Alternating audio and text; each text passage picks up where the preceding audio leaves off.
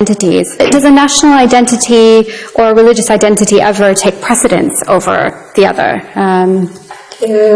Well, they are two aspects of the same identity, and what happens for a believer, the believer believes that the religion is from God, so it definitely it comes above any other law. So if I'm a believer, if I'm a Muslim, for example, I have to put my Islamic teachings above any law, any other law. But saying this, also we have to remember that the Islamic teachings are coming from the Creator of human beings, and He knows the natures and He knows what we are. So He wouldn't ask us to do something which is contradictory to the good laws and the feelings of people and all this. It's in harmony with our nature. So when you come to decision in any field, you will find that your Islamic teachings, they are guiding you into the right direction. For example, if you are talking about nationality, Islam teaches you to be loyal to the country where you are living.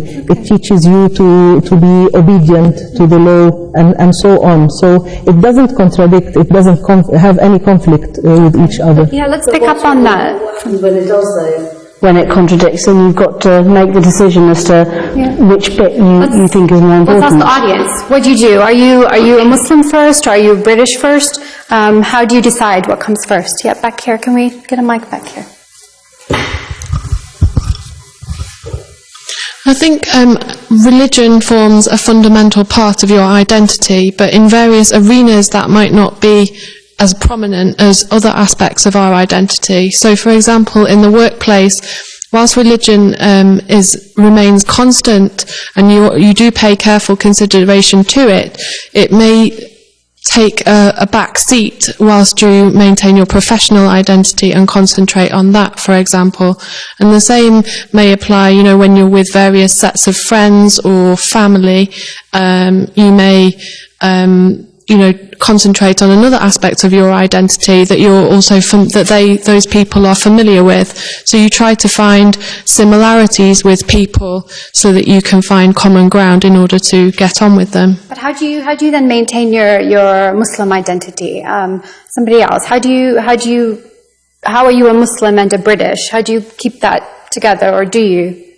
Yeah.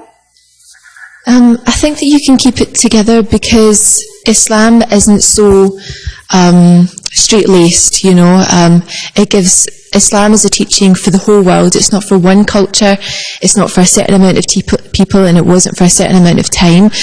Therefore, Islam is in such a way that anybody can adopt the teachings of Islam. Any age, any gender, any culture. And therefore, for me, Islam influences definitely my everyday actions.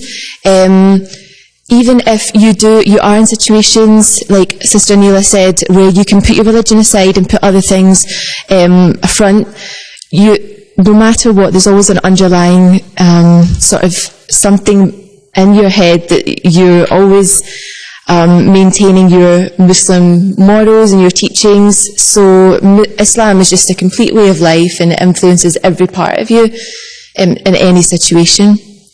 Okay. Anybody else want to comment on that? Yeah, let's get a mic up here, please. I should say that I think with identity, whether it be British, whether it be Muslim, there is a spectrum within that, and you pick from that the attributes that you do like of that identity. Two people who are British will not be the same. They have different aspects of their life which form their British identity. And with your different identities, you have a hierarchy. So for us, I think our faith is what takes precedence. And with that would influence the aspects of British identity that you do want to implement in your lives.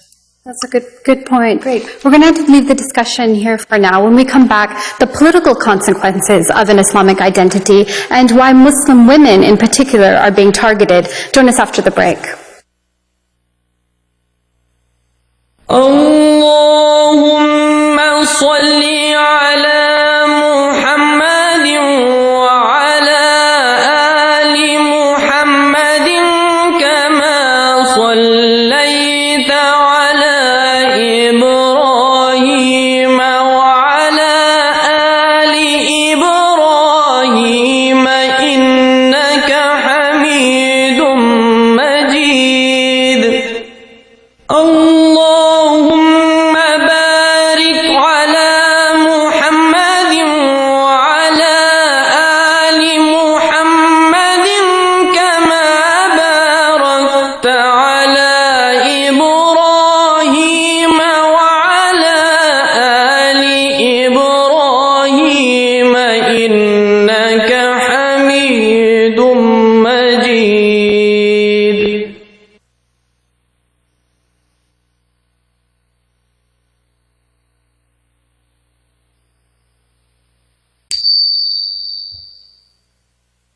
an interlingual channel,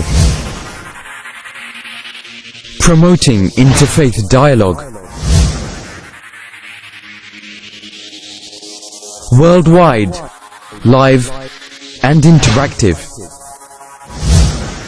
on satellite television and the internet. This is MTA International.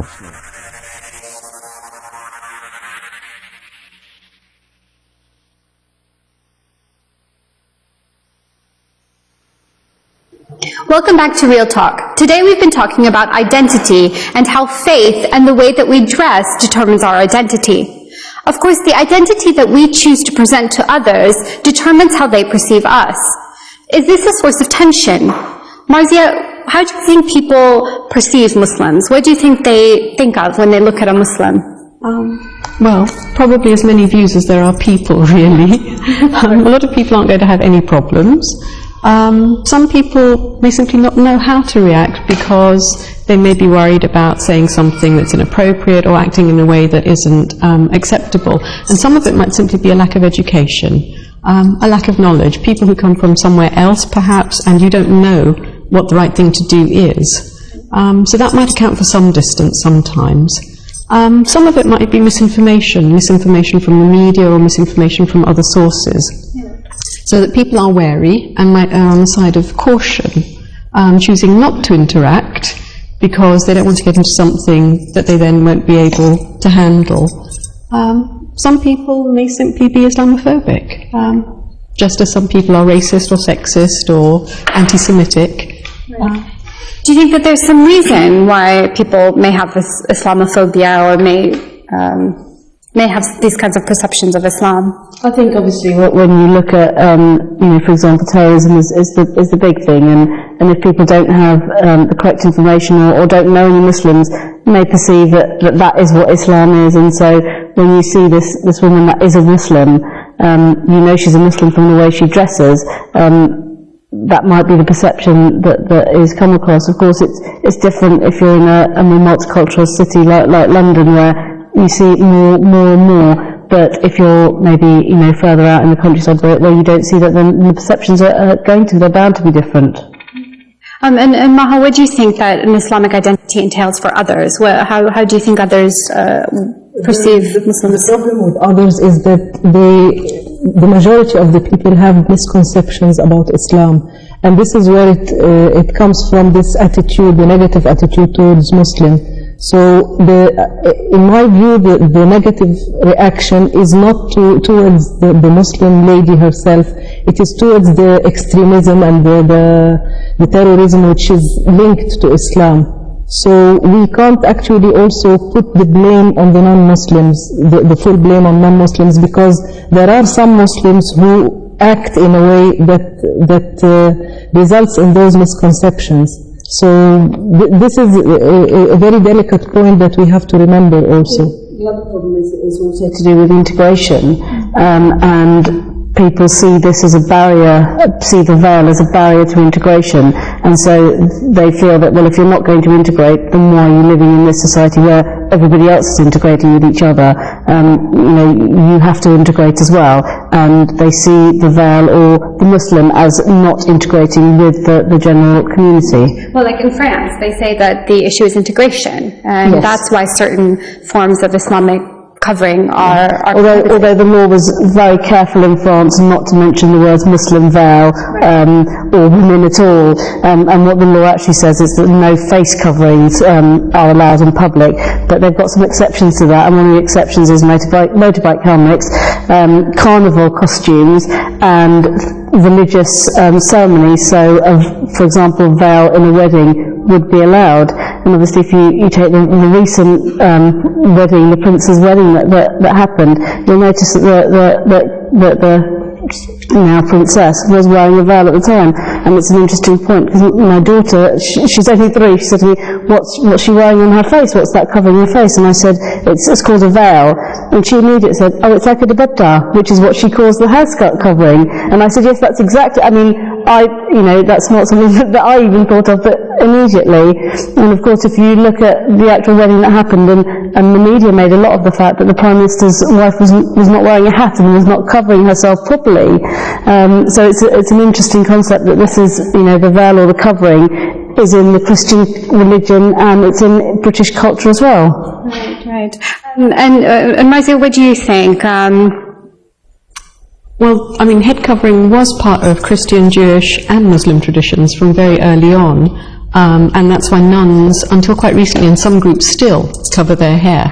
And it's why the Queen always has to wear a hat, and why the royal family have to cover their hair. Why women cover their heads when they go into Christian churches, typically. But over the 20th century, really, that ceased to be the norm, so that now most women, most of the time, if they're Christian, don't cover their heads. Jewish women in some groups still do. And in terms of isolating yourself, Orthodox Jews dress very differently and live very segregated lives in London. I think the difference now is that where in the early 20th century in Britain, there was a lot of anti-Semitism directed against Jewish people, and then through my childhood, there was a lot of negative treatment of Irish people. Now it's Muslims, and a lot of that reflects the politics of the time. The anti-Semitism that led to the Second World War, the troubles in Ireland, and now, obviously, the problems. Yeah. We had a comment from the audience. Can we get a mic here, please? I just wanted to say that I think a lot of the problem, perhaps in this society where not everybody is veiled and we're in the minority, is that when they see a woman who is veiled, other people often feel judged. They feel that the veiling is a judgment on them, that, oh, we're veiled, therefore we must be more modest, which is not necessarily what we're saying. And I think for me the veil is actually a very personal statement, that it's about me and it's about myself. It's not necessarily about the rest of society. When I wear my veil, I'm wearing it because the female companions of the Holy Prophet ﷺ, they wore it, and I want to continue that tradition, and I want to link myself with these women for which we have a lot of admiration, but we have no cultural or national link. The link we have is the veil and the Islamic values. But it's not a judgment. It is a separation. It's meant to be a separation. But I think a lot of people feel judged when they see a woman wearing a veil. Like, what is she hiding? What is so different about her that she covers herself and we don't? So.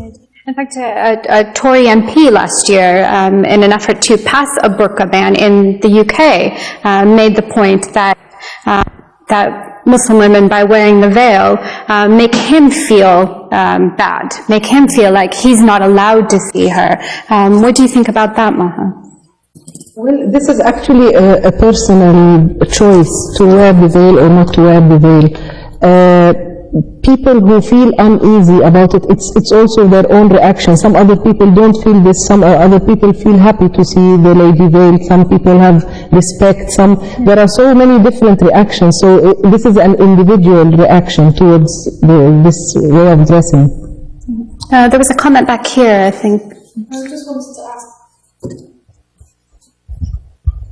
Sorry, I just wanted to ask what Marcia thought that we could do to improve integration in society.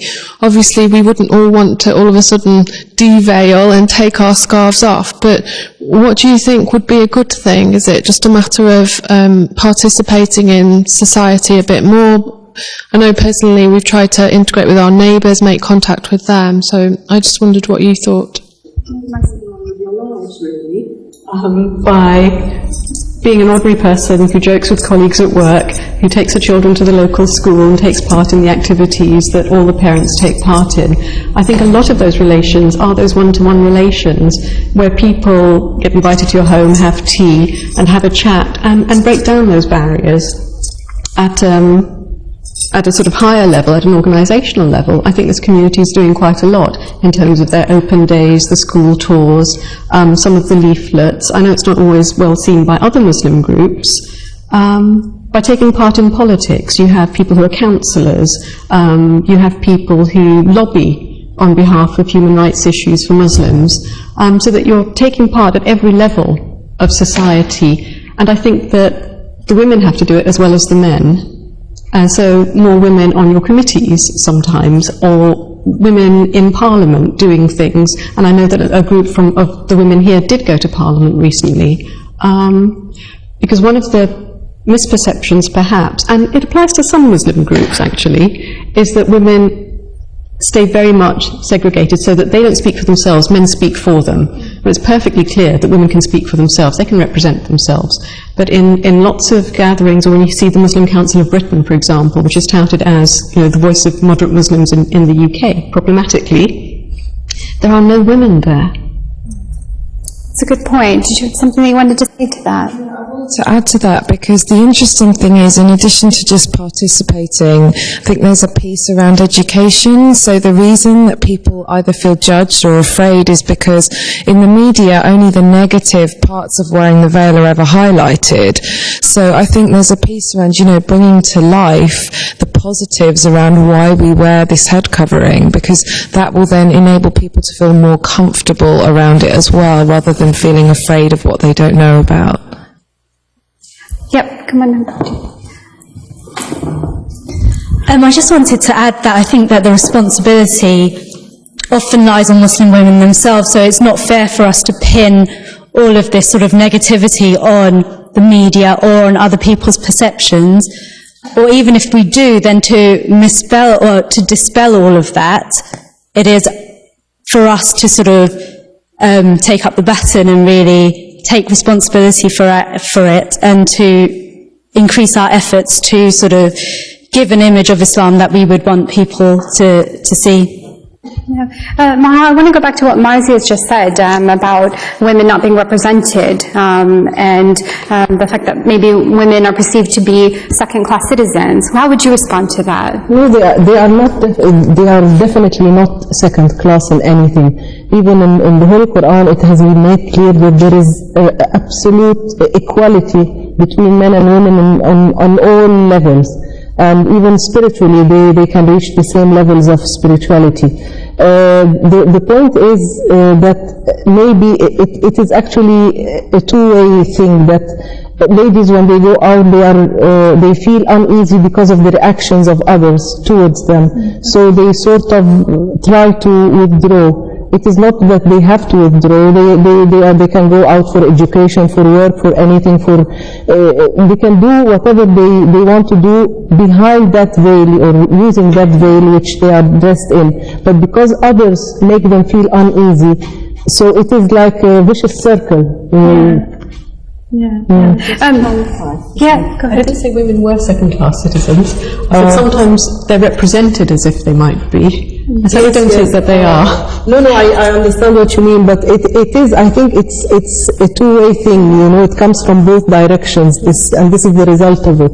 I just want to ask the audience really quickly, if any of you, or if you know of any, have you ever had any personal experiences of being either forced to wear the veil, or being told that, yeah, you should? Anybody? Or if you know of anybody that has been forced to wear a veil? I think from even a childhood, I would say from my experience, it was never that my parents had ever forced. They always, the first thing that they did, well, the first thing that I knew was seeing the example from my mother. So that wasn't a forced example, it was just something that I observed every single day. She was an example for me, your mother's a role model. And then as I was getting older, reaching puberty, my mother naturally told me that when I get a little bit older, maybe start approaching my teenage years and things, that it's important for me starting to wear the headscarf. However, it was a very, very fearful thing thinking about doing that back in Glasgow, because I was the only Muslim in the whole area at the time. And then for me, it was actually, for me and my sister, it was our choice to put on the headscarf. We done it together. It was like mutual support from each other. So the only sort of time that I was ever told about the headscarf was my mum telling me the benefits about it, and that as you get older, and explaining the teachings of Islam and why you why you wear it. Yeah, Maha, there's actually some countries that do enforce laws that women have to cover up in a certain way. What would you say about that? That we have the extreme on the one hand in European countries where they say, no, you can't cover up, and then other countries that are saying everybody has to cover up. Who's right? Well, none is right actually, because it's a personal choice, and there is a very important verse in the Holy Quran which tells us that there is no compulsion in religion. So you can't just force religion on people, because this will make it repulsive. This will make it not your personal choice, right. Which is God has given us this choice, this freedom of choice, and by forcing something, you are depriving the people of this choice. Do you have something you wanted to say? Just following on from that point, which Marty Maha said, I think when you choose to do something, you're empowering yourself. When somebody forces you to do something, it's not your choice, and you're not the one that's consciously doing that. So when you choose to do something, it's more powerful because it comes from you. And also I think you get the benefits from that. And with hijab, because in this society we live in where not everybody wears it, and it's not the choice everybody makes, I think every woman should understand why they want to wear it, and what is the reason they wear it.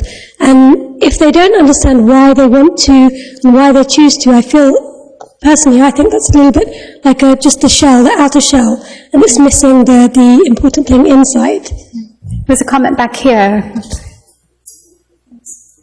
I just wanted to say that I personally think that we are very fortunate to live in a country like the UK that gives us the opportunity to actually show that we can do things, we can work, for example, being covered at the same time, whereas other countries in Europe don't give you that opportunity, because you do get countries where you can't work as a teacher, for example, you can't work in governmental sectors. So I think that's quite important. I think that's a good point, that in the UK currently there's no ban, there's no law against it, but there have been moves by certain party members, the Independence Party, to propose such laws. And I want to talk about now why are women specifically being targeted by governments? Why are Muslim women being targeted in the way that they dress? Marcia, what would you say? Well, women are a soft target. And women who veil are easy to spot. Muslim men aren't necessarily so easy to spot. There's not the same kind of restrictions necessarily. So it makes it an easy target for parties like the Independence Party and the BNP, who are already pretty far out on the extremes anyway. And it feeds into a racism, and it's a racism that's opportune. And if it was a few decades ago, I'm sure they'd be picking on West Indians instead. So I think they're using it as part of a general, unpleasant, racist agenda. And this happens to be a target right now that they're not going to get that much opposition against. Right, because you're saying that they're extreme, but even in America, recent polls show that about 40% of Americans want some sort of civil liberties, curtailing of civil liberties on Muslims. So why are these kinds of laws being brought in to curtail the civil liberties of Muslims, Shazia? I think that it's the point we were talking about earlier, the misunderstanding, the misconceptions, and also the information that's put out that Islam is the fastest growing religion, and you know, if you take other religions, they're not so vocal, they're not so, or you can't tell that somebody is a Christian by looking at them, or other religions by just looking at them. And I think it's that point that they're taking over the world, and that kind of thinking leads to, well, even if they are, let's not see it happening. If we can't see the veil, then maybe it won't happen, and maybe that's part of it as well. Maha, why do you think Muslim women are such a target? I think it is not the Muslim women. It is because they present Islam. Mm-hmm. I mean, if you see a nun who wearing the scarf and the long dress, nobody will attack her, and she will be respected for this. If you see a Jewish lady covering their head, if you see even Sikhs and Hindu ladies, they have their tradition to cover their heads also. You will not see this attack on them.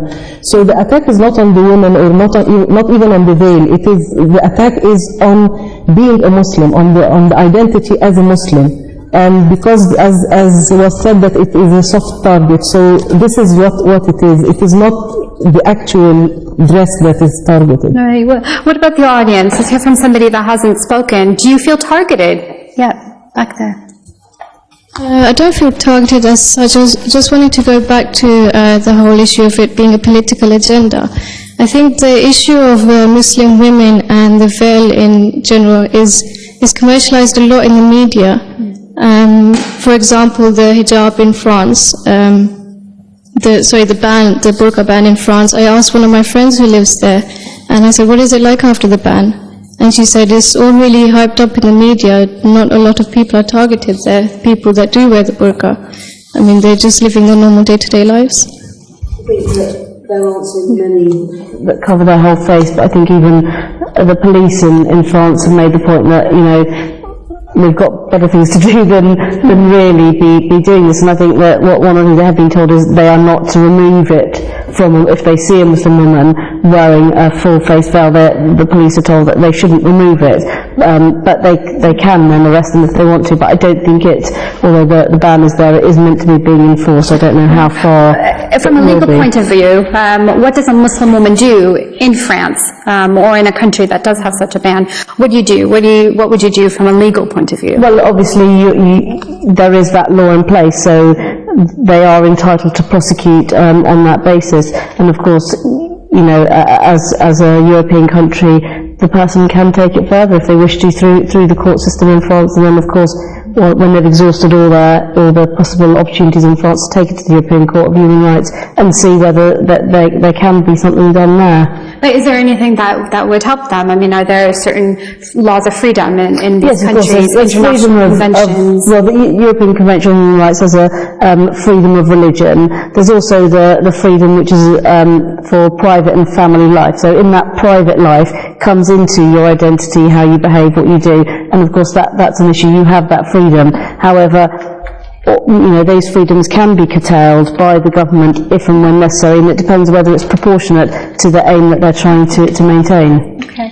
Actually, in some what we would call Muslim countries, for example, Turkey or Syria and whatnot, there have been bans on headscarves.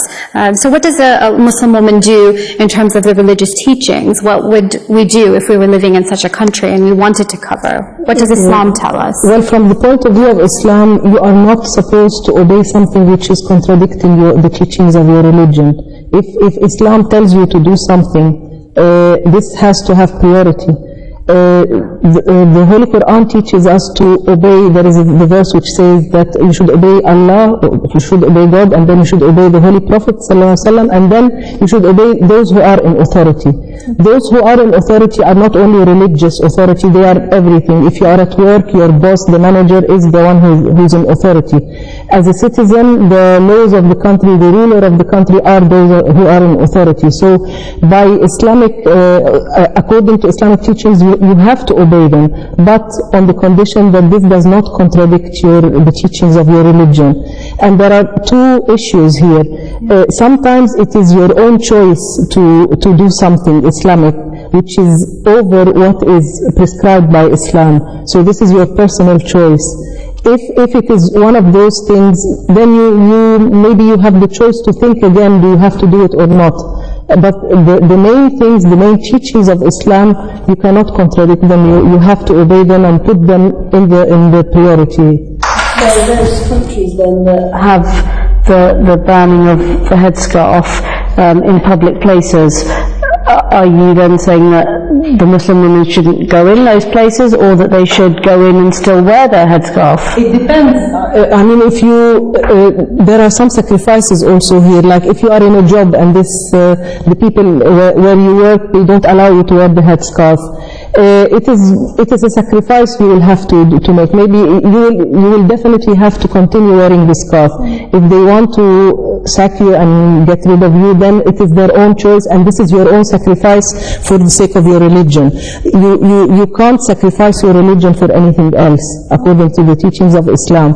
So if there are like banned places and other places which are not banned, where the headscarf is not banned, maybe you can avoid those places. If you have the choice. If you can avoid it, avoid it. But if you can't avoid it, then you have to wear your scarf. Razia, what would you have to say to that? Well, I think to some extent, all the debate, including this programme to some extent, I guess, about headscarves is a kind of diversion. It's avoiding some perhaps more significant political and economic issues. It's putting a lot of emphasis, a lot of energy on a piece of cloth, when actually there's a lot of unemployment, educational failings in this country, for Muslim boys in particular, much higher rates of unemployment. There are international problems on a vast scale. And if we're putting all this energy into a piece of cloth, what we're not doing is dealing with those issues. And it's a way of avoiding perhaps more important issues. Sure, and I think some people, however, would say that as Muslim women, yeah, why are they bothering us? Leave us alone. Rather than passing these kinds of laws, let Muslim women live their lives the way that they're living. Is that what? Yes, and also to recognise, in fact, that the fact that many more women are veiling now in the West is a recent phenomenon. So you have, in France, for example, you had a generation of women who went from North Africa to France and removed their headscarves to integrate, to assimilate, to have jobs. And some of these women, my age and older, now can't quite understand why their daughters are choosing to veil. Right. Part of it's an identity issue, part of it may be a political decision too. Yeah. But you have generational differences, and you have to understand that choosing to veil, not veiling, these things aren't constants. They're in response to wider economic issues, wider political issues, wider religious understandings as well. And they're constantly evolving and changing. Well, I want to hear from the audience about what Mazia said about why people choose to veil. Any response to what she just said? I think for any individual, when you've been forced to, when there's been a ban, for example, that's affecting you, like let's say for example if it was for boys, like not to wear hoodies in certain sort of areas, immediately you do kind of have for some people you can have your guard up and say, well, I'm an individual, I want to dress how I like to do, whether it's for Muslim women or anybody. So for some people it may put their guard up and be like, well, I don't care, I'm going to wear it, I'm not bothered about what you say, like, these people are allowed to dress how they wish to dress. So, everybody will deal with it how they wish to, but I think patience, and, for example, when Auntie Maha was saying about, you know, if you go into a workplace and they're saying that you can't wear a headscarf, then yes, you shouldn't have to work in a place that's saying that to you, but I think, also, for your opinion, would the first best thing to be would be to pray on it and maybe speak to them about it, write to them about it before you immediately leave? Would you say that's the best thing? I think in the UK you are then protected by employment rights and abilities, and those things are in protection there, which you may not have in France and other countries. Well, I want to ask, has anyone felt any of the consequences of wearing a veil or a headscarf in your academic life or your work life, socially, as Maha was saying, that, you know, maybe you could get sacked for wearing it, but then you have to decide. I want to hear from somebody that hasn't spoken yet. Yeah. Well, I haven't actually ever had any negative experiences. I've always thought it was always empowering as soon as I started wearing the scarf and the hijab at school, at university, and even while I was working. I always thought that it was empowering because I was allowed to be more myself. Because I knew my moral values and my beliefs, my Muslim beliefs, so I was allowed to practice it more and just be more comfortable in my own self. Is there anyone that's ever had to give up something or sacrifice something because you are having to dress a certain way? Sacrifice a job that you wanted, or education, or anything? I think that's when you don't know when you're having to give something up, because obviously you go to an interview, and it may be that is one of the reasons that you don't get a job, and you're never going to know that, but that might be something that's involved, and I think you know, it's more overtly seen rather than, you know, you're not going to get the job because of this, because in the UK they wouldn't really be allowed to say that. Yeah, good.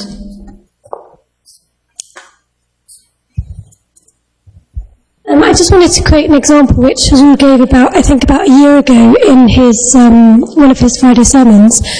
and he was talking about the situation in France, where they were moving to, women in government organisations are not allowed to wear scarves and so on.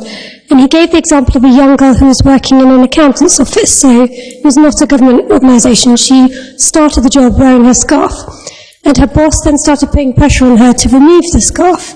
And he actually came to her and he said, you have 28 days, and if you don't remove the scarf in 28 days or a month, you will be removed from your job and you'll have to leave. So I think that girl wrote Hazur and she prayed about it, and she did a lot of dua at home. And what actually happened in that situation was he kept reminding her that, 2 weeks, and if you haven't taken it off, you're going to be fired. And what actually happened at the end of that period is that that man was moved from his job and went to a different office or a different location, and she was able to stay in that job and still wear her scarf. So for the whole issue, for me, the reason we're wearing the scarf is because we believe this is what God wants us to do. So by praying and dealing with any negative consequences by turning to God, that's the best method, really. Politicalisation of wearing the scarf is I think we all do it in a way. Yes, we're told to do it by God, but we also do it so that we can show that we can do this that we're instructed to do, but still go out, still have our family, still have our jobs and our education and everything else. We can carry on with those things. Just want to get one more comment from the audience here. I wanted to say that most of the reaction to me wearing a headscarf are positive. So I've never had a problem as such, but just traveling, there are some blank stares. There's, people aren't very understanding in that sense. They don't know why you are doing it. You're sitting on the bus and maybe you get awkward glances. People don't want to sit next to you. But I think you have to, it's about your confidence. You have to rise above the challenge, and I think remind yourself why you're doing it. And as soon as you do that, I think it helps you. I think you kind of get immune to that in a way. Okay. We're just about to wrap up here, so if there's anybody that wants to say something, just a last comment. Yeah. I just wanted to say that earlier a member of the panel also said that you can't really say that just because someone's not covering themselves doesn't mean that they're not modest. That's absolutely right. But what I think is that through covering myself, I do set certain limits for myself and other people just to get across this message that I don't want to be involved in certain things. And I think, and it also reflects my religion as well. So, one more comment here. I just want to say that wearing the hijab, we are effectively kind of ambassadors of Islam. And so there's a great responsibility upon us to then show, as you were saying, that we can be professional women, we can be educated women, and resolve the greater economic and educational issues that we do face. So it's maintaining that opinion and dispelling all the misconceptions that there are. That's a good point. I just want to come back to the guests for one last impression about the discussion today, and just to wrap up what we've been saying, and tell us about what you think a Muslim woman can do to be an active member of society while also following what she believes to be the proper Islamic teachings. I can start with Maha. Well, there is nothing which stops a Muslim woman to interact in this society. Actually, her veil, the way she's dressed, is preparing her to interact with the outside world. So there is nothing which can stop her as long as she's sticking to the teachings of Islam. She's all right. Despite everything I said before, I don't think it's my place to tell any Muslim woman what she can or can't do. I don't know. I think carry on doing what you're doing. And Shazia? Yeah, I think that's the point, is that, as a generation of Muslim women that are veiling, that are confident women, that are independent women, that are able to live their lives, be educated and work, I think that is exactly what our sister in the audience was saying, is that the ambassadors for Islam are us. Okay. That's all the time that we have for today. I want to thank our guests and our studio audience for joining in the discussion. This is a topic that is especially relevant for Muslim women in society today, and it's a discussion that's going to continue for a long time to come, given the current political climate. I also want to thank all our viewers at home for joining us. Remember, you can join in the discussion by sending us an email. The address is at the bottom of your screen. Our web address is mta.tv/realtalk, and you can also follow us on Twitter. Thank you again, and Assalamu alaikum from myself and the entire Real Talk team. Until next time.